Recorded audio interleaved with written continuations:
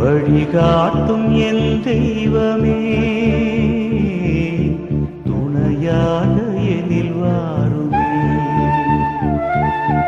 நதி மீது அலைந்தாடும் மகள் போலவே கதி ஏதும் தெரியாமலே நான் தடுமாறும் நிலை பாருமே.